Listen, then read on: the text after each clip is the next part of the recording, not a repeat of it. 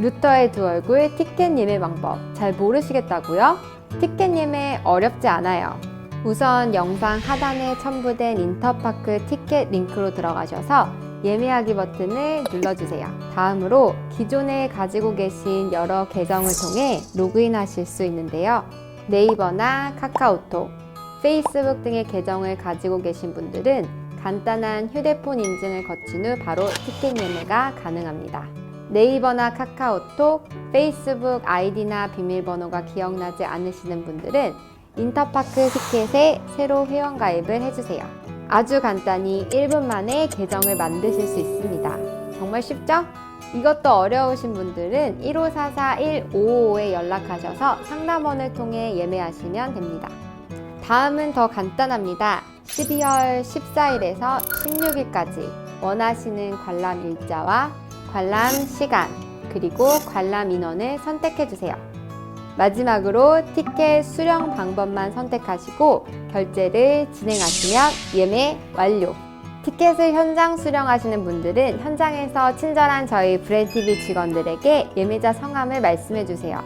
빠르고 신속하게 달건해드리겠습니다. 그럼 12월 14, 15, 16일 성락성결교회에서 뵙겠습니다.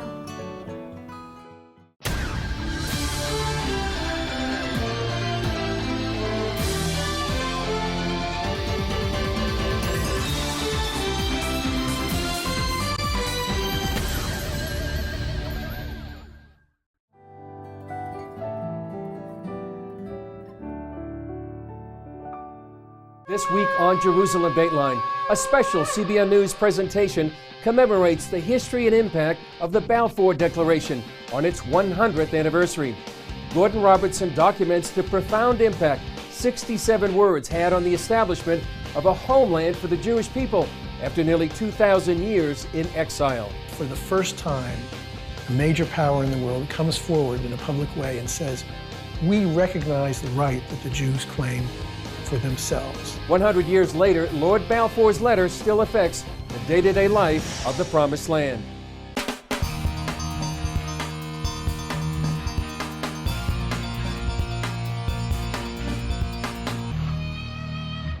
Hello and welcome to this special edition of Jerusalem Dateline. I'm Chris Mitchell. In November 1917, the war to end all wars was raging throughout Europe, Africa, and the Middle East. The Ottoman Empire was on the brink of collapse, and British forces were poised to capture the city of Jerusalem. 100 years ago, the British government made a strategic announcement. It was time for the Jewish people to have a national home. The Balfour Declaration was the first step that led to the creation of the State of Israel 30 years later. Gordon Robertson takes a look at the men, both Jewish and Christian, behind this historic proclamation.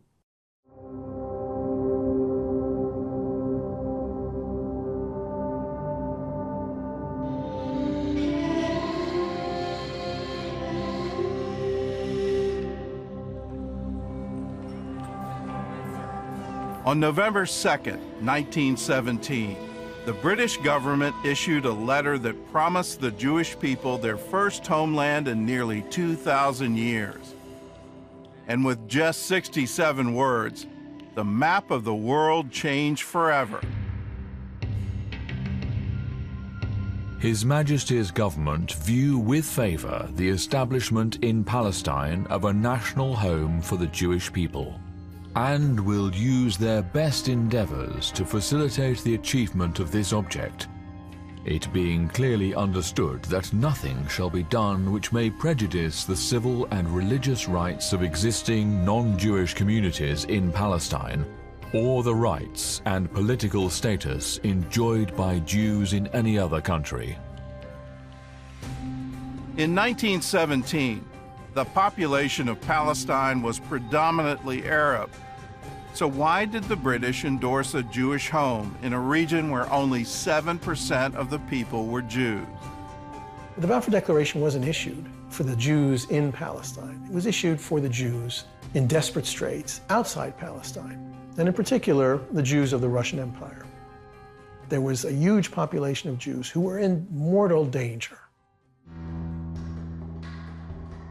At the turn of the 20th century, some 2,000 Russian Jews were killed in a wave of bloody pogroms. 15 years later, during World War I, 600,000 more were deported because they were suspected of being pro-German. After the war, another 50,000 died in a new series of pogroms, and 500,000 were left homeless. There were at the time something over 5 million Jews in the Russian Empire. That was a larger population than the Arab population of the entire Levant.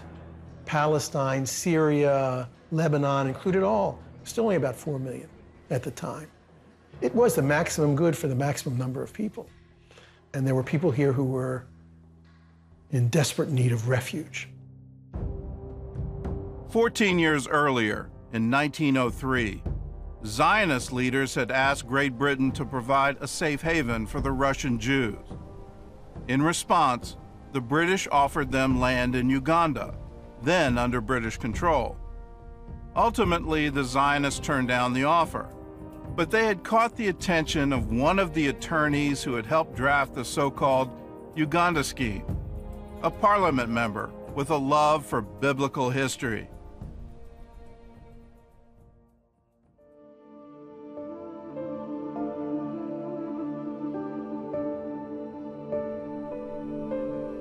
David Lloyd George had been raised in a deeply religious home in Wales, where he had studied the history of the Jewish people.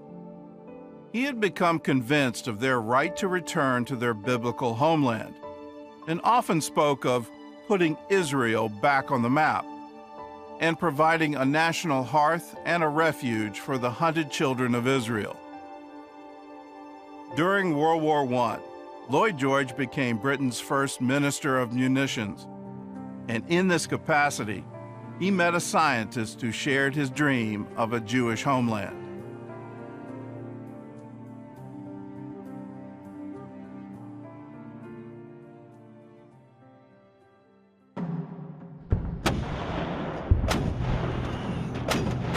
At the height of World War I, Great Britain experienced a critical shortage of acetone, the chemical needed to create the explosive in artillery cartridges.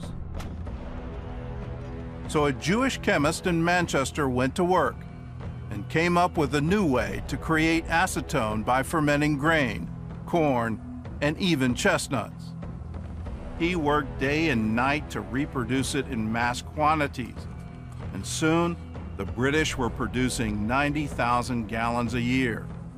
The chemist who saved the British Army was a Russian Jewish man named Chaim Weizmann, a Zionist leader who would one day become the first president of the State of Israel. Chaim Weizmann was the chief architect of Zionist diplomacy. He was the one who formulated the case, and he did it in a very persistent way.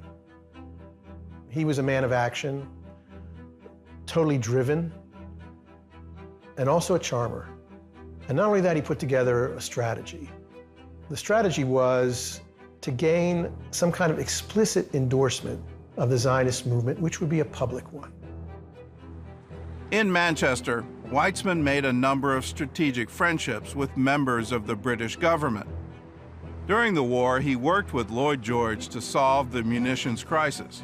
And nearly a decade earlier, he had met a former prime minister who became a lifelong friend. Coming up, the biblical basis for the letter that changed the world.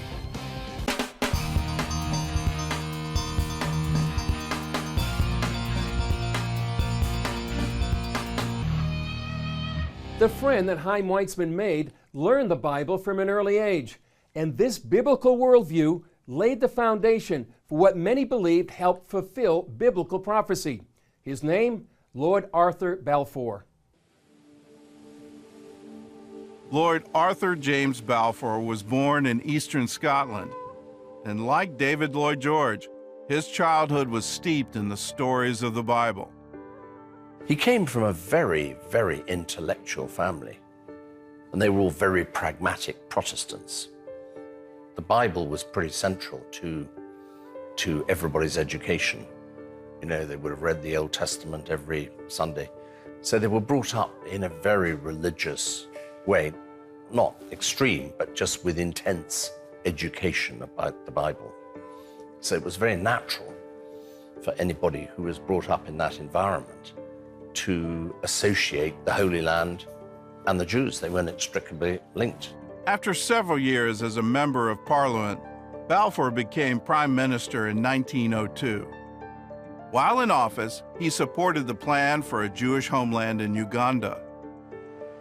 A few years later, a friend introduced him to Chaim Weizmann of Manchester University, and the two debated the merits of the Uganda scheme for more than an hour. But the Russian Jews need a safe haven immediately. Why not British East Africa? The survival of Zionism is based on a spiritual conviction. And that conviction is based on Palestine, and on Palestine alone. If Moses had been here when they had proposed Uganda, he would surely have broken the tablets once again. Mr. Balfour, supposing I were to offer you Paris instead of London, would you take it? But Dr. Weizmann, we have London. That is true. And we had Jerusalem when London was nothing more than a marsh. Are there many Jews who think like you?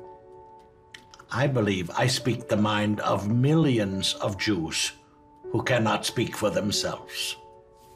If that is so, Dr. Weizmann, then you will one day be a force. Lord Balfour had gone into the meeting hoping to change Weizmann's mind, but instead, he became the convert, and the Jewish people gained an ally in one of the most powerful men in England. In 1915, Weizmann's groundbreaking production of acetone was invaluable to the British war effort, and he now had the ear of the most influential men in England. David Lloyd George later wrote in his memoirs that the Balfour Declaration was a reward for Weizmann's service to Britain. In response, Weizmann commented, "I wish it had been as simple as that." In 1916, both of Weizmann's friends were promoted. David Lloyd George became the new Prime Minister, and Lord Balfour was now his Foreign Secretary. Together, they fought for the Zionist cause in the newly created British War Cabinet. Balfour and Lloyd George may have been motivated by religion or history, but the rest of the cabinet had more pragmatic reasons for being involved in the Middle East, including access to Arab oil and the Suez Canal. The War Cabinet signed off on a Jewish homeland in Palestine on one condition: Britain's European allies had to agree to the plan. So the Zionists turned to one of their most effective and least remembered diplomats. Up next, one of the unsung heroes of the Balfour Declaration.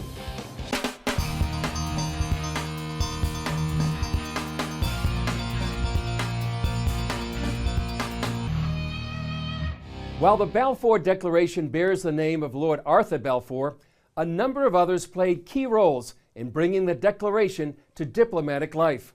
One of them, an unsung diplomat named Nahum Sokolov.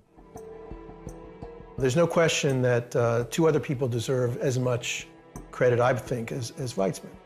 One was Nahum Sokolov, who was his senior in the Zionist movement, and whose task was to get the buy-in of Britain's allies in Europe. Now, remember, Britain was part of a wartime alliance, and its primary allies at the time were France and Italy. It would have been inconceivable for Britain to have issued a commitment regarding territory yet to be conquered by this alliance without prior consultation with its allies. That was Sokolov's job. The British actually sent him to do it because they said, we can't issue this declaration unless our French allies are on board. And Sokolov not only got the buy-in of the French and the buy-in from the Italians, he even got the buy-in from the Vatican, which had been historically hostile to Zionism and which had thrown Herzl out. Sokolov got all that, and so that's his major contribution. Once the Europeans were on board, it was time to draft the text. And it may surprise you to learn that Lord Balfour didn't actually write the declaration that bears his name.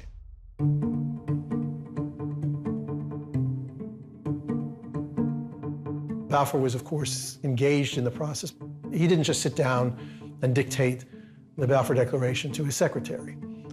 Sort of the unsung hero of the Balfour Declaration from the British side was Mark Sykes. It was as much Sir Mark Sykes' declaration as anyone else's.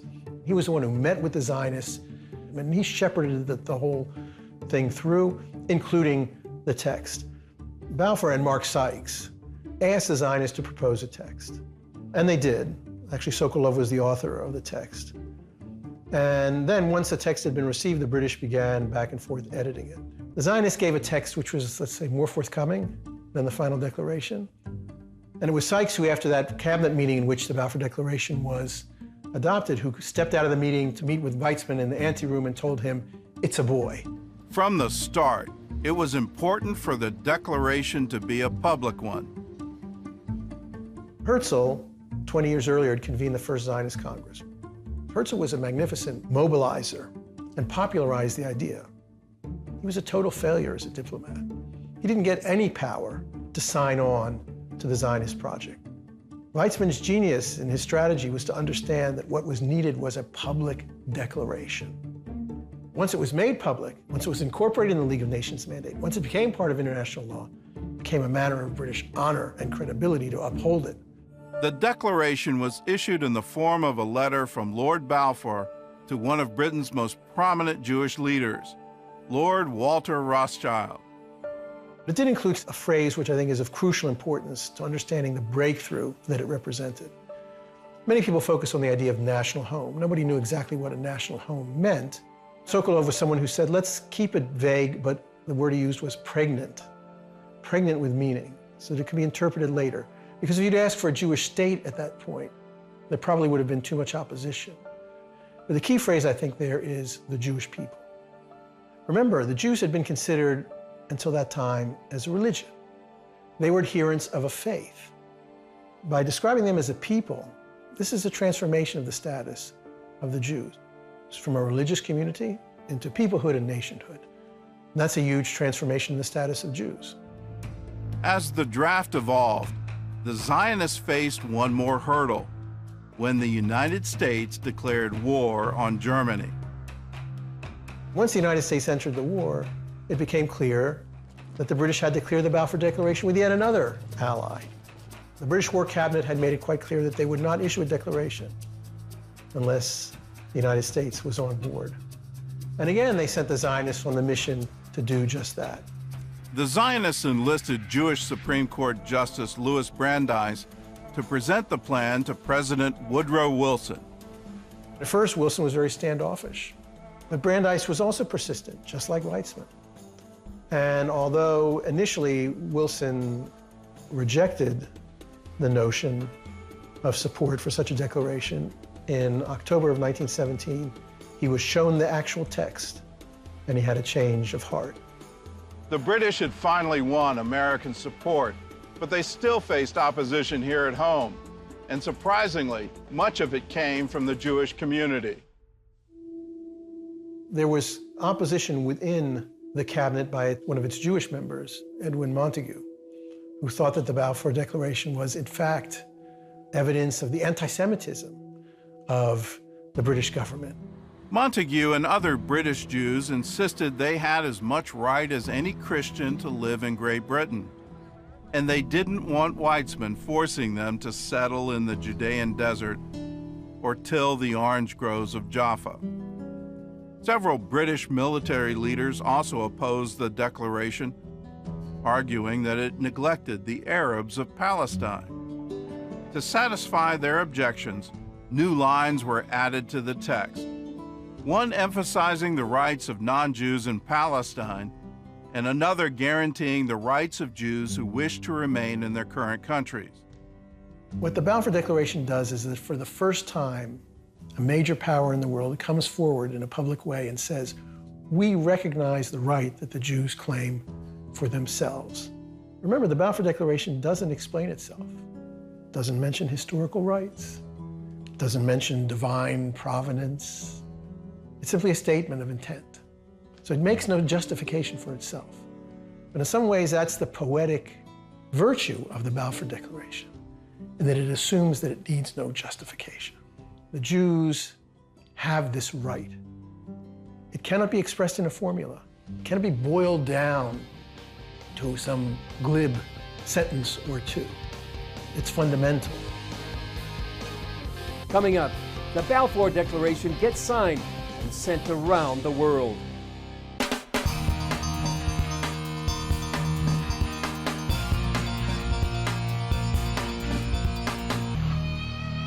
The Balfour Declaration came during the tumultuous history of World War I and the changing geopolitics of the Middle East, and it helped set the stage for the establishment of the Jewish state more than 40 years later. On November 2nd, 1917, the final letter, signed by Balfour, was sent to Lord Rothschild. A week after that, it was published in newspapers around the world. Leaflets of the text were then airdropped over Jewish communities in Germany, Austria, and parts of Russia. In Britain, still in the throes of a world war, reaction to the letter was underwhelming. When the government did it, it really didn't arouse a great deal of interest. The Balfour Declaration meant so much more in so many other countries other than Britain. In Palestine, the Arabs more than made up for the British response, with riots, boycotts, and attacks on Jewish settlements. It was the Jews who made the most of the opportunity, and the Arabs who made the least of the opportunity that was presented to them also in the Balfour Declaration.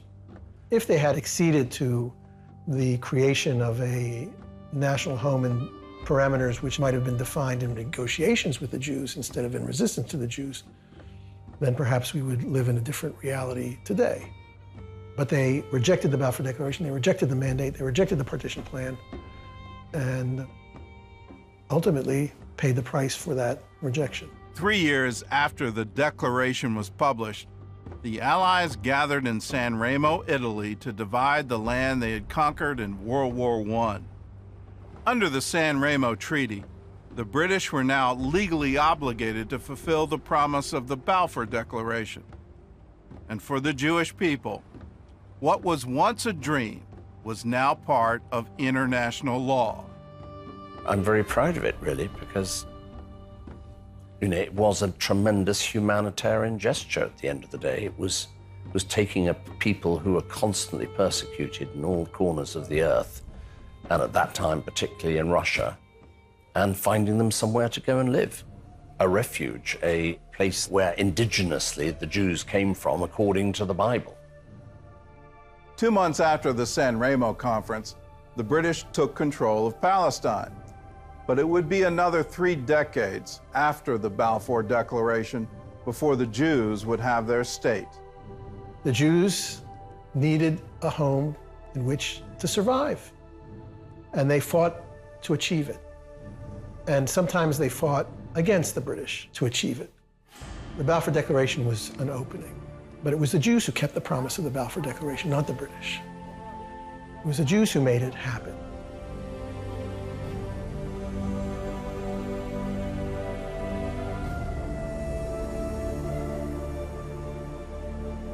Just over 4 decades after the Balfour Declaration, the modern state of Israel was born, and the 67 words of the Declaration played a major role in that birth, and it still resonates today. If you'd like to know more about the founding of the State of Israel, you can log on to our website at cbn.com and look for the documentary, The Hope. That's all for this special edition of Jerusalem Dateline. Thanks for joining us. Remember, you can follow us on Facebook, Twitter, Instagram, or YouTube. I'm Chris Mitchell. We'll see you next time on Jerusalem Dateline.